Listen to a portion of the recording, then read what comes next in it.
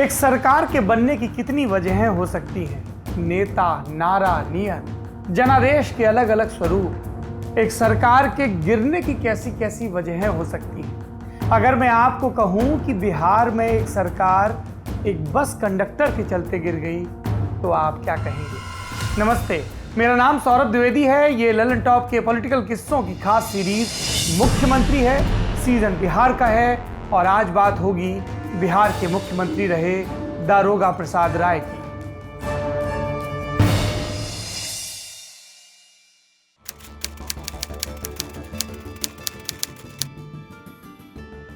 (1970) का साल बीतने को था। बिहार में दारोगा प्रसाद राय की सरकार थी। राय कांग्रेस आर के नेता थे। कई दलों के सहयोग से मुख्यमंत्री बने। सब दुरुस्त था, लेकिन हैप्पी न्यू ईयर से पहले ही एक कांड हो गया। एक बस में बिहार राज्य पथ परिवहन में काम करने वाले एक आदिवासी कंडक्टर को निलंबित कर दिया गया। काम में लापरवाही का चार्ज लगा।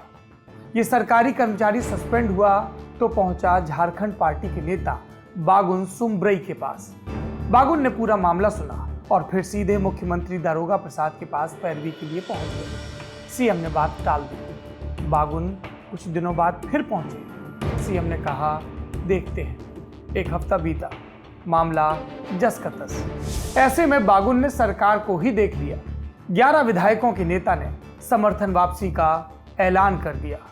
दारोगा प्रसाद को लगा सरकार बच जाएगी इसके बावजूद, लेकिन दिसंबर 1970 के तीसरे हफ्ते में जब फ्लोर टेस्ट का नतीजा घोषित हुआ तो उनके समर्थन में 144 विधायक थे और विपक्ष में 164। दरअसल झारखंड पार्टी के अलावा कम्युनिस्ट पार्टी ऑफ इंडिया के भी कई विधायकों ने दारोगा के साथ दांव कर दिया और 16 फरवरी 1970 को सीएम बने दारोगा 10 महीने में ही भूतपूर्व हो गए। लेकिन अभूतपूर्व वजह से भूतपूर्व हुए दारोगा की कहानी शुरू कहां से हुई थी? सारण, छपरा जिले के बझैया गांव से। बाप का अरमान था बेटा पढ़ लिख कर पुलिस वाला बने, इसलिए दारोगा नाम रखा। बालक पढ़ाई के साथ आजादी की लड़ाई में भी शामिल रहा। गांधी जी की हत्या के बाद मास्टर बन चुके दारोगा सर्वोदयी संघ में एक्टिव हो गए। एक दफा उनके स्कूल में संघ का एक कार्यक्रम हुआ। इसमें चीफ गेस्ट थे बिहार से आने वाले कांग्रेस नेता और नेहरू कैबिनेट के मेंबर बाबू जगजीवन राम। उन्हें मास्टर के तेवर और तर्क जोरदार लगे। कांग्रेस में एक्टिव होने को कहा और फिर 1952 के विधानसभा चुनाव में परसा सीट से टिकट भी दिलवाया।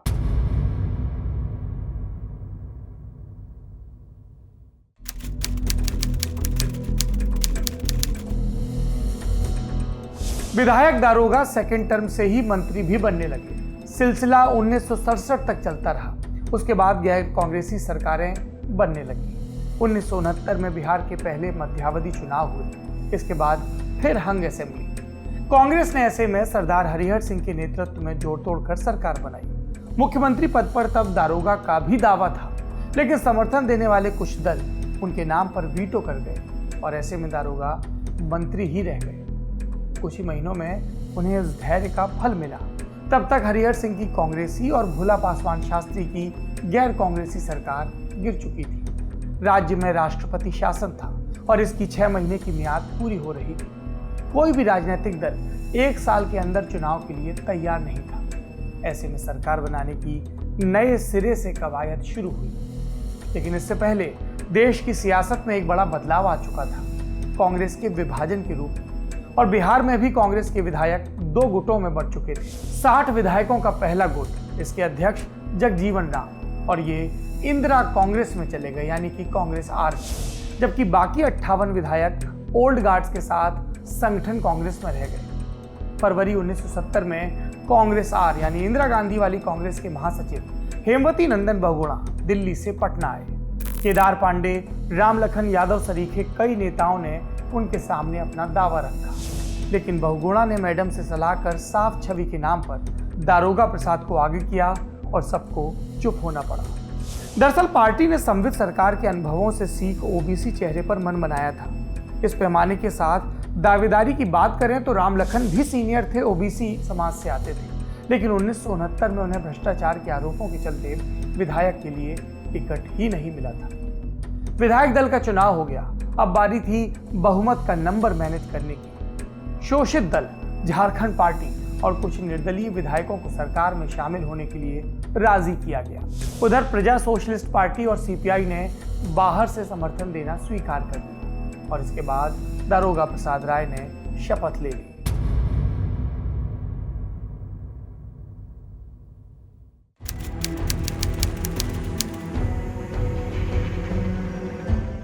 मुख्यमंत्री बनने के बाद दारोगा प्रसाद राय की सरकार ने बिहार सरकार की नौकरियों में पिछड़े वर्ग की भागीदारी सुनिश्चित करने के वास्ते एक कमीशन बनाया।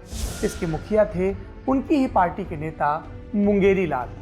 मजेदार बात यह है कि कमीशन ओबीसी वर्ग के लिए था और मुंगेरी लाल वो एससी वर्ग से आते थे, अनुसूचित जाति से आते थे, पासवान समुदाय से। मुंगेरी लाल कमीशन ने पिछड़ों को आरक्षण की वकालत की, लेकिन कांग्रेस की सरकारों ने इस सलाह पर चुप्पी साध ली। इसके बाद मुंगेरी लाल का नाम लोगों ने 7 साल बाद राष्ट्रीय स्तर पर सुना, जब इंदिरा ने उन्हें 1977 में अपने बागी मंत्री जगजीवन राम के खिलाफ सासाराम की सुरक्षित सीट से चुनाव लड़ने को कहा। मुंगेरी चुनाव हार गए। लोगों को लगा अब उनकी सियासत खत्म, लेकिन कुछ ही महीनों बाद फिर से उनका नाम चर्चा में आया। बिहार में दरअसल तब तक सत्ता में आ चुके थे जनता पार्टी के नेता कर्पूरी ठाकुर। उन्होंने फैसला लिया मुंगेरी लाल कमीशन की धूल खा रही सिफारिशों को लागू करने का फैसला, पिछड़ों को 20% रिजर्वेशन देने का फैसला। कर्पूरी ठाकुर के इस फैसले पर विधायक दल में बवाल कर दिया और अंततः कुछ महीने बाद कर्पूरी की गद्दी भी चली गई। और इसी दौरान पिछड़ों की मान मनव्वल के लिए मंडल कमीशन बनाया केंद्र में मोरारजी देसाई की सरकार ने, ताकि पिछड़ों की सामाजिक स्थिति पर व्यापक विचार विमर्श हो सके। ये कुछ विषयांतर हो गया, क्योंकि बात तो दारोगा प्रसाद राय की चल रही थी, लेकिन कमीशन उनके समय बना था तो उसके मुकम्मल होने की कथा सुनानी ही थी। दारोगा प्रसाद राय, मैंने उनके बहुमत गंवाने के किस्से से मुख्यमंत्री की शुरुआत की। अब वो विपक्ष की बेंच पर बैठे थे और वहाँ से कभी भोला पासवान तो कभी कर्पूरी ठाकुर को मुख्यमंत्री बनते देख रहे थे। फिर उन्होंने उसी बेंच से एक और मध्यावधि चुनाव का ऐलान होते हुए भी देखा।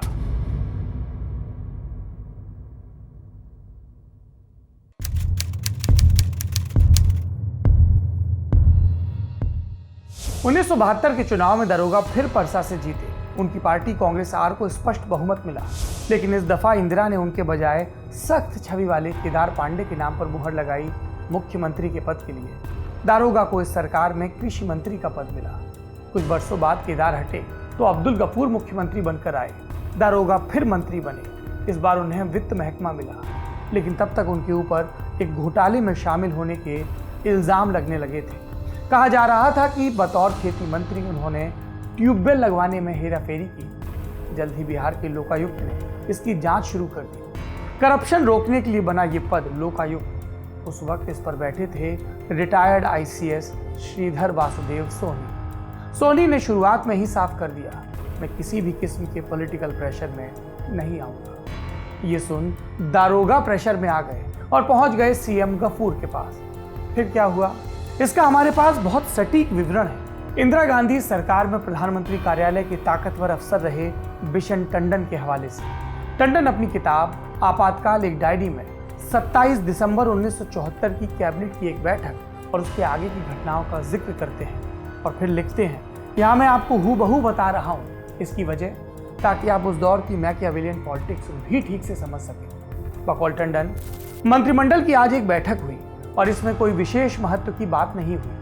प्रधानमंत्री ने आज दारोगा प्रसाद राय के केस के बारे में बात की। दारोगा प्रसाद प्रधानमंत्री पर जोर दे रहे हैं कि बिहार के लोकायुक्त सोहनी, उन पर जो जांच शुरू कर चुके हैं उसे खत्म कर दिया जाए। दारोगा प्रसाद राय को आशंका है कि लोकायुक्त सोहनी उनके साथ न्याय नहीं करेंगे। उनकी ये आशंका निराधार नहीं है, लेकिन जांच समाप्त करने के लिए जो तरीके वो अपना रहे हैं वो सरासर गलत है। प्रधानमंत्री ने इस मामले में अपना हस्तक्षेप ललित बाबू यानी रेल मंत्री ललित नारायण मिश्र के कहने पर शुरू किया था, जिसका संक्षिप्त विवरण मैं नीचे दे रहा हूँ। सोनी ने जब दारोगा प्रसाद राय के विरुद्ध ट्यूबवेल संबंधी एक मामले की जांच करने का निश्चय किया, तब अब्दुल गफूर और दारोगा राय ने मिलकर सोनी को बतौर लोकायुक्त नियुक्ति को ही असंवैधानिक घोषित करने की एक स्कीम बनाई। सोनी की लोकायुक्त के पद पर नियुक्ति केदार पांडे के मुख्यमंत्री रहते हुए हुई थी। दारोगा राय ने अपनी मूर्खता का परिचय सीमा तक दिया कि उन्होंने स्वयं इस संबंध में हाईकोर्ट में मुकदमा दायर करने की सोची।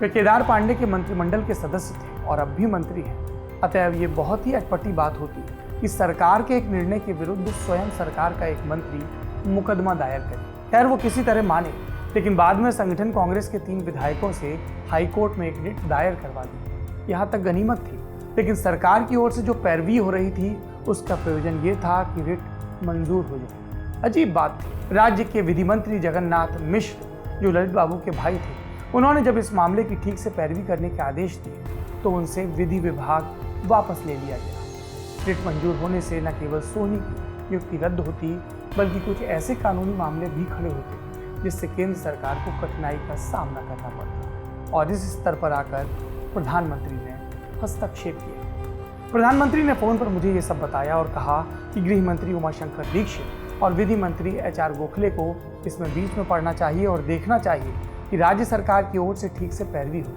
तब इस मामले में दीक्षित जी और गोखले जी ने कई मीटिंग की। मैं उन सब में उपस्थित था।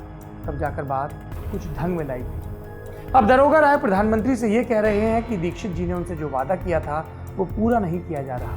उनका कहना है कि दीक्षित जी की राय थी कि दरोगा राय मुकदमा दायर करें। ये बात गलत है। दीक्षित जी ने दरोगा राय को एक पत्र में स्पष्ट लिखा था कि उन्हें न्यायालय नहीं जाना चाहिए। आगे की कार्रवाई के लिए दीक्षित जी ने दरोगा राय को जो राय दी थी उस पर उन्होंने काम नहीं किया। आज जब प्रधानमंत्री ने बात उठाई तो मैंने क्रमानुसार उन्हें विवरण दिया और फिर प्रधानमंत्री ने स्वीकार किया कि उन्हें बीच में नहीं पड़ना चाहिए था।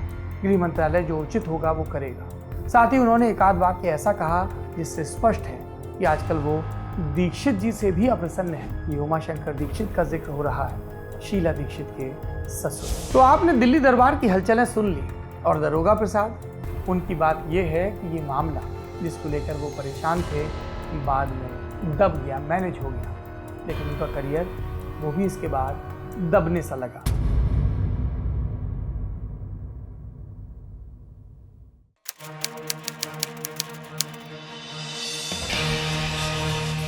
उन्नीस 1977 की जनता लहर में दरोगा प्रसाद राय पहली बार चुनाव हारे। परसा विधानसभा सीट पर उन्हें जनता पार्टी के रामानंद प्रसाद यादव ने हराया।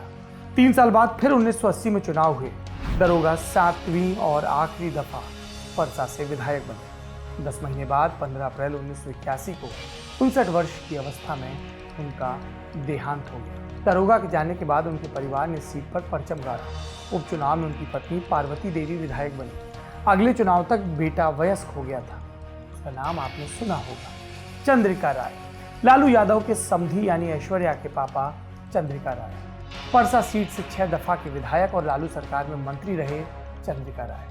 अब दोनों नेताओं के बीच संबंध कैसे हैं सब जानते हैं। लेकिन एक दौर था 1970 की शुरुआत का, जब चंद्रिका के पिता दरोगा ने ही लालू को पटना यूनिवर्सिटी की पॉलिटिक्स में खड़े होने में भरपूर मदद की थी।